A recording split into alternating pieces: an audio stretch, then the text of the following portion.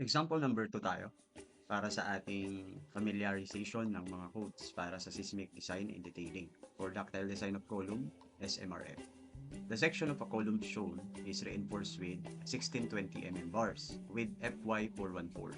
The ties are 10 mm with FYT 275 and F'C 21 megapascal. Determine the required spacing of transverse reinforcement for the seismic design. So, nung unang example, tinik natin yung spacing given, kung safe, kung pasok sa provision. This time, i-compute naman natin siya, yung spacing. So, 400 by 600 column, given na yung yung arrangement. So, technically, i-compute na lang tayo ng spacing, Smax, and the minimum provisions. So, let's go with the geometry and the parameters computation. So, dun tayo sa BC ulit, naka BC2. No? Along the short and long dimensions. Unahin natin yung parameters ulit.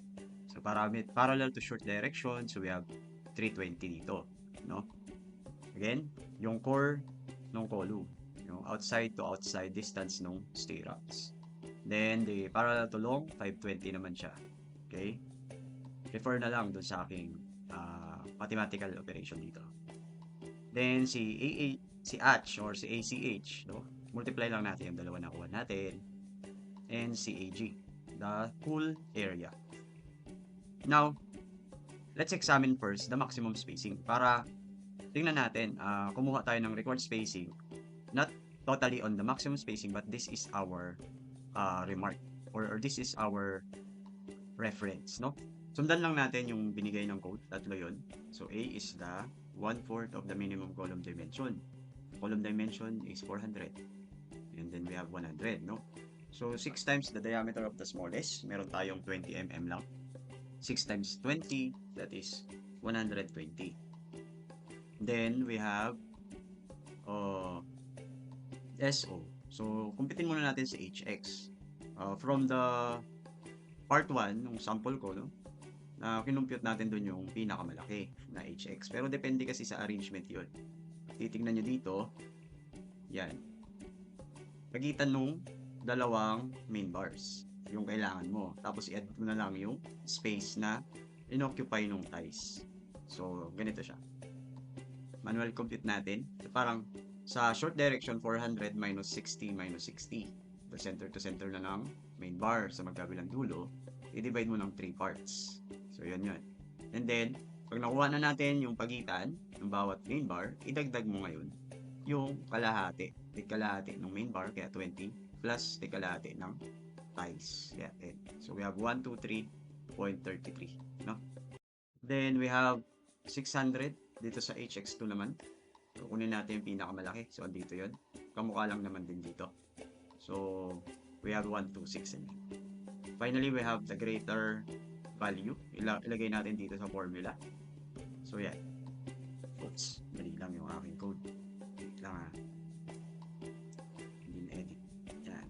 126. Okay. So, we have 100 plus 350 minus 126 over 3. And 174.67. 174. Yan. Okay? So, yun. The value of SO should not exceed 150 and not less than 100. Okay? But now we have greater than 150 tayo dito. No? Okay? So, medyo ano yan. So, dapat nasa gitna ka lang. So, shall not exceed 150. So, dapat ang SO mo ngayon is 150 lang. Okay? Ganun yan. Then, finally, alin dito sa kanila yung smallest. Pero sa kanilang tatlo pa lang, okay, kahit na nag-150 tayo dito, meron kang 100 dito. So, ang S-max mo pa rin is 100. Intindihan po? Okay? So, yan yung S-max natin, ano? So, hindi pa yan yung required spacing natin. I-inspect din natin using our ASH, no? Na nasa table. So, dalawa lang naman yung i-consider natin doon, di ba? Itong A at saka yung isang B. Kasi ang F'C natin is mas maliit sa 70. So, tandaan natin, yung S ang hinahanap natin dito this time. At yung ASH dito is yung actual na transverse area. Okay? So, our ASH should be computed using the area of the thighs, total area of the legs, leg thighs, or leg areas, no? So, we have 10 mm thighs, di ba? Bakit 6? Kasi perpendicular, sabi doon sa definition, ASH is the area of the transverse reinforcement perpendicular to BC. Okay? Yung BC kasi na ginamit natin dun sa short direction, parallel to short direction is BC2.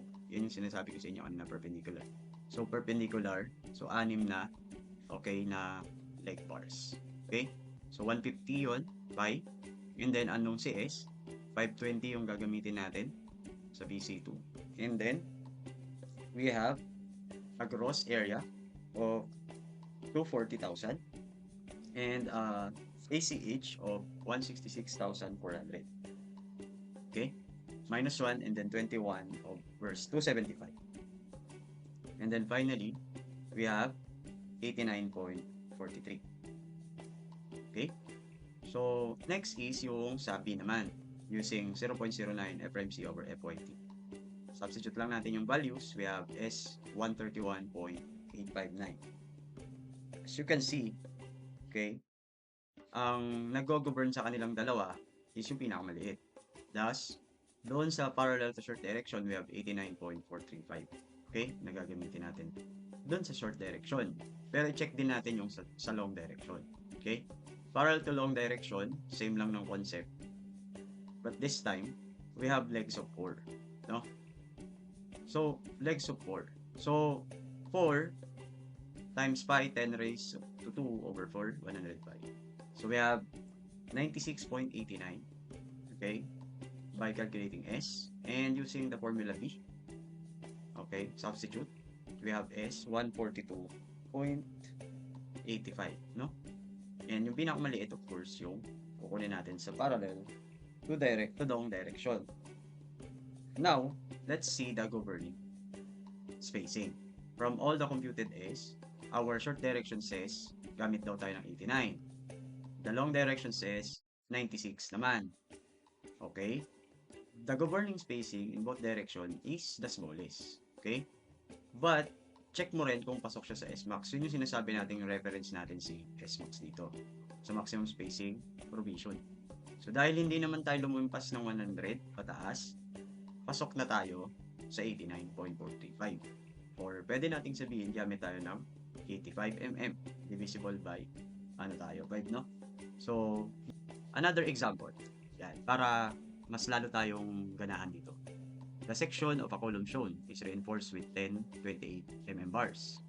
Okay? So, the ties are 12 mm with FY P to 75. The factored shear load is VUY 450. So, this time kakaiba naman yung sample natin. Kino-consider na natin dito yung shear load. No? Factored shear load sa column. Kamukha ito din ng isang example na binigay sa board exam, no? So, calculating the required spacing of lateral ties, considering factored shear load. The allowable concrete shear stress is given by 0.88 MPa. Okay? Then, calculate the maximum spacing of the transverse reinforcement. So, alam na natin yan, yung SO kanina. And then, yung calculate the required spacing of combining hoops according to the provisions of the seismic design. So, halos ano lang din, uulitin lang din natin ginawa natin kanina. Ito lang yung parang nabago. No? This time, paano natin ilalagay yung shear force? So, this is the cross section given. We have cover of 40. Hindi siya center ng main bar, kundi nasa clear cover si 40. Ganito yung arrangement. So, yung VUY is, since nasa y-axis siya, ganito natin ilalagay yung shear. So, nasi-shear ito, no? Siguro dahil sa earthquake effect, base shear. Okay? But it is not totally the base shear. Ano na yan? Shear, computed shear na yan with earthquake effects. No? So, calculate the required spacing of the ties. Tandaan nyo na meron din tayo noon, kung maaalala nyo, na formula dun sa beam na shear reinforcement. No? So, ito yun. VS is equals to AV FYTD over S. Naalala nyo yan? Para sa beam. So, again, shear naman din ang indicator natin. So, hindi rin yan magbabago kahit sa column yan. Then, kung maalala nyo, yung VU is the summation of factored shear contributed by the concrete, yung BC, no? plus yung VS nga na para naman sa shear reinforcement. Yung factor natin dito is 0.75, no? And from our computation noon, no, ng shear for the concrete, meron tayong ginagamit na detail, meron ding simplified, no? Balikan lang natin 'yan, no, sa shear design natin. Nandiyan din 'yan sa playlist natin sa RCD. So, this time, gagamitin ko muna simplified, no?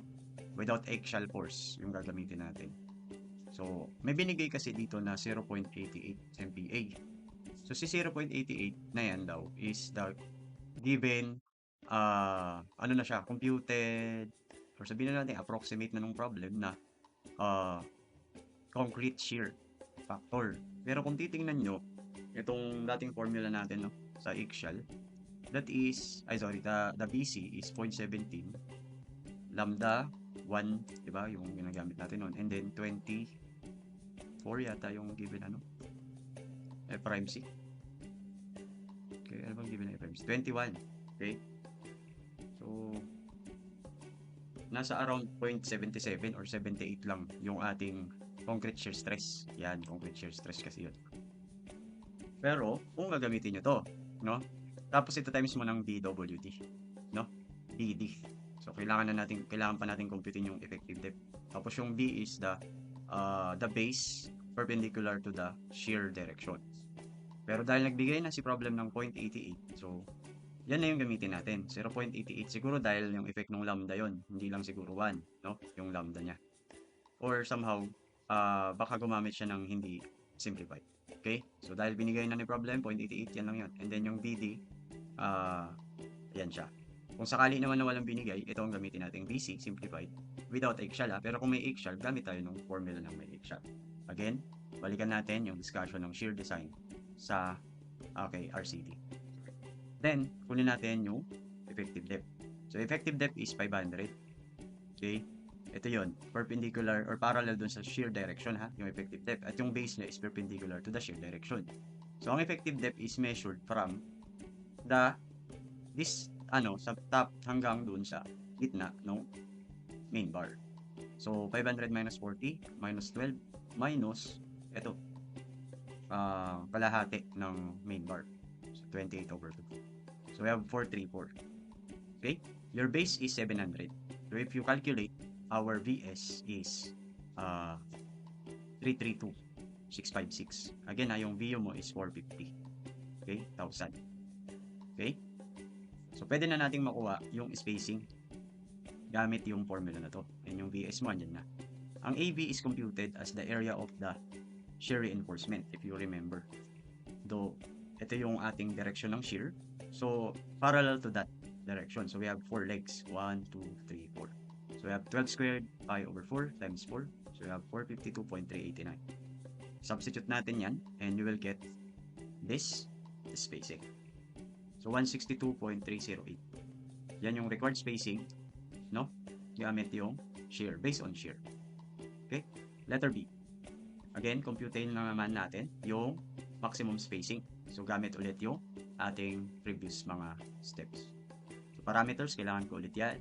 And for this last example, hindi ko na kailangan explain kung saan to galing. Okay? Alam nyo na yan. Then, substitute our givens dito sa ating codes. 1/4 of 500, 628, and SO, compute the HX.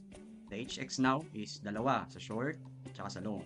So, sa long, ito yung pinakamalaki. Sa short, ito. So, tingnan natin. HX1, parallel to short direction. So, ito yun. Halimbawa. So, si 500 minus 40, 40, minus 12, 12, minus 28. Half of the 28. May kalahati dito para center to center. So, divide mo ng dalawa kasi dalawa yung base. So, yeah. Tapos, pag nakuha mo yung gitna, yan ang gitna. I-add mo ngayon yung kalahati ng 28. Yung kalahati ng 12.